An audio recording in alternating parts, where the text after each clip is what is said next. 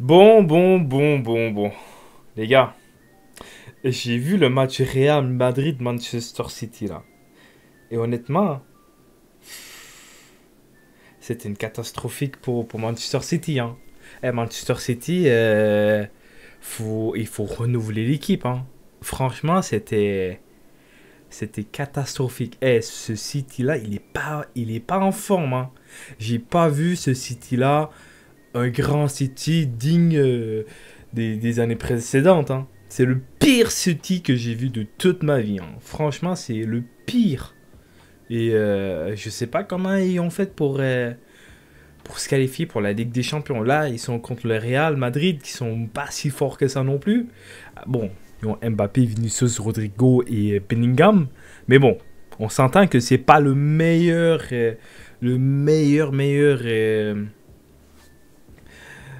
Real Madrid, quoi, tu vois.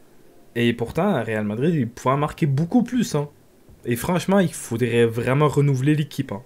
Renouveler l'équipe parce que là, cette équipe-là de Manchester City, il est trop vieux. J'ai pas vu gros d'actions en vrai. J'ai vu quelques actions avec Jack Grealish.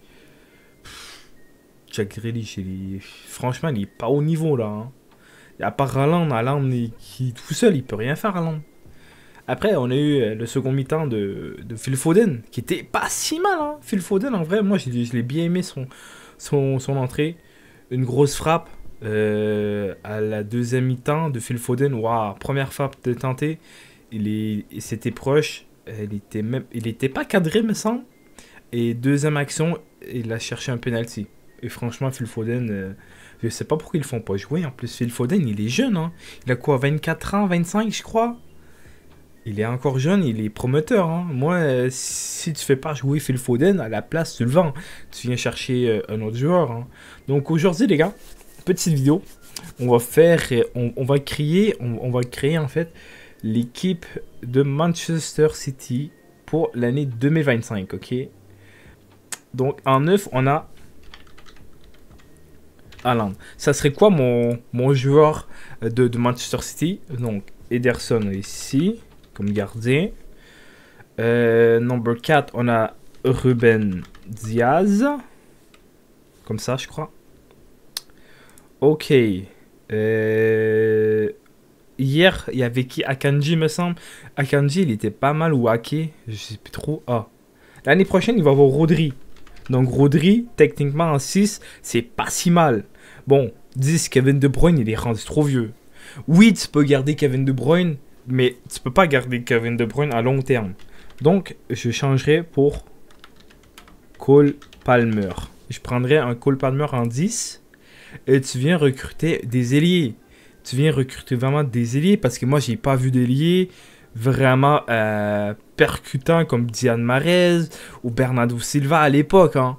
J'ai pas vu des ailiers qui étaient si forts que ça. Tu vois. C'était vraiment timide, je trouve. Ce Manchester City là, il était trop timide. Donc, en number 7, je mettrais Sancho. Les gars, il faut se le dire. Soit tu gardes Phil Foden puis tu fais jouer Foden, ou soit tu viens vraiment chercher un Sancho qui va déborder, qui va provoquer, tu vois. Et en plus de ça, Sancho, il est pas dégueu. Hein. Sancho, il est pas dégueu. Hein. Franchement, moi, si j'étais Pep, je prendrais Cole Palmer, Sancho et Haaland, déjà.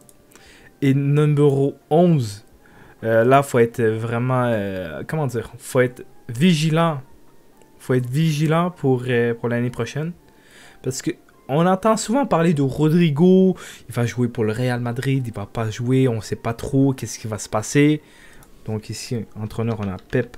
Donc, il nous manque 1, 2, 3, 4, 5 joueurs. Ok, il nous manque 5 joueurs. Ici, donc en fait là, numéro 11, tu peux aller chercher un Rodrigo. Hein. Tu peux peut-être aller chercher un Rodrigo. Si jamais il vient, t'as Rodrigo, Palmer et Sancho, tu vois. Et ça pourrait être une belle équipe. Hein. Kevin De Bruyne, moi, soit tu le gardes ou soit tu le mets sur le banc. Tu le fais jouer quelques matchs pour la Première Ligue. Et tu mets Cole Palmer sur des grandes performances comme la Ligue des Champions, des grosses confrontations comme Arsenal. Parce que Palmer, waouh, il est trop chaud. Donc moi, je pense que Palmer, s'il est en 10, qui fait des passes à Rodrigo ou à Haaland ou à Sancho, incroyable. Incroyable. Et à la limite, si jamais tu n'arrives pas à avoir Rodrigo parce que finalement, il veut rester, il veut rester au Real Madrid, bah t'as Foden, hein. Et franchement, tu mets Foden là, t'as Sancho et Haaland. Foden, il peut déborder, il peut créer genre des actions, ou soit t'as Sancho.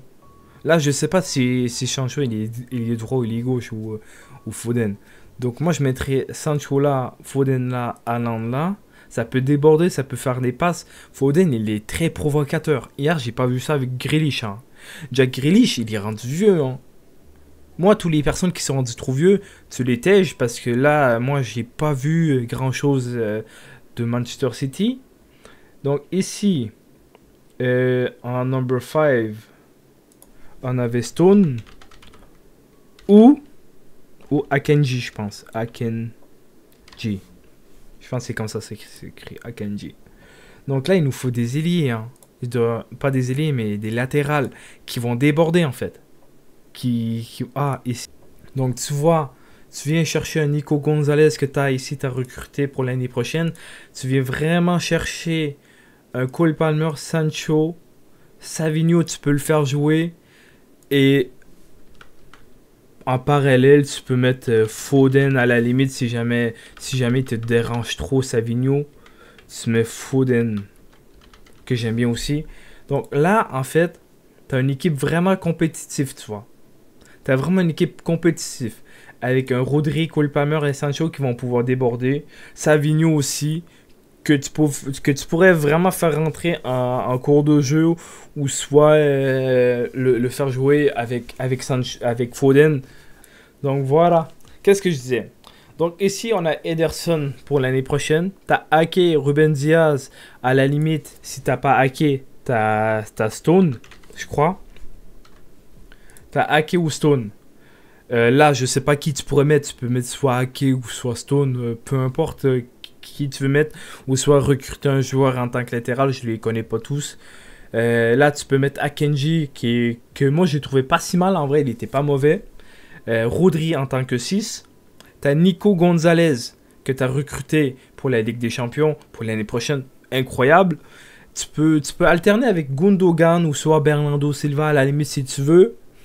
Et si t'as Cole Palmer, tu viens chercher un petit Cole Palmer là, incroyable, qui va pouvoir déborder, qui va pouvoir faire des passes à Savinho ou Foden, soit à Haaland avec ses passes profondeur, ou même le passer à Sancho, qui va pouvoir déborder ici, faire un passe à Haaland, puis marquer, hein. Ou soit même provoquer, puis marquer lui-même, parce que Sancho il est trop fort en vrai. Si tu le fais confiance et qu'il a confiance en son jeu, à Dortmund il était fort. À Chelsea, c'est pas si mal. Bon, à Manchester United, il est un peu dégueulasse. Foden, le match d'hier que j'ai vu, incroyable. Savinho, tu peux le faire jouer sur des petits matchs, en Première Ligue et sur des grosses performances Champions League ou des grosses équipes en Première Ligue. Tu fais jouer Foden. Tu peux faire jouer Foden. Grealish, j'ai pas vu Grealish très performant. Hein. Donc franchement, tu gardes ces deux-là. J'aurais sauté Kevin De Bruyne, Bernardo Silva et Grealish. Ces 3 jours-là, moi je les aurais tège. J'aurais recruté vraiment Cole Palmer et Sancho en fait. Pour moi, c'est vraiment les joueurs qui manquent à cet effectif-là pour l'année prochaine. Parce que là, franchement, Manchester City, ils font dur. Hein. Ils font très très dur. Donc voilà les gars. Je dis ça comme si j'étais le recruteur de Manchester City, mais on va voir qu'est-ce qui va se passer. Hein. L'année prochaine, on ne connaît pas non plus le futur. Donc voilà, pour moi, c'était la composition qu'il fallait vraiment avoir pour l'année prochaine, qui pourrait être potable et qui va pouvoir déborder aussi. Hein, parce que là, il était vraiment timide. Il était vraiment timide, ce petit Manchester City. Et pour l'année prochaine, ça va être incroyable. Attendons voir les transferts pour l'été. C'est sûr qu'il va y avoir des gros noms. que ce soit du côté du City, que ce soit du côté du Real Madrid peut-être, ou même du Barça. On va voir les joueurs que, que les grosses clubs vont pouvoir acheter et on va pouvoir analyser ça pour l'année 2025. Mais c'est ça qui manque, hein. Il manque de quoi, là? Il manque de l'agressivité que les gens ils veulent vraiment gagner, tu vois. Parce que cette équipe de Manchester City, c'est comme s'ils se sont dit, ah, finalement, j'ai pas envie de gagner, hein.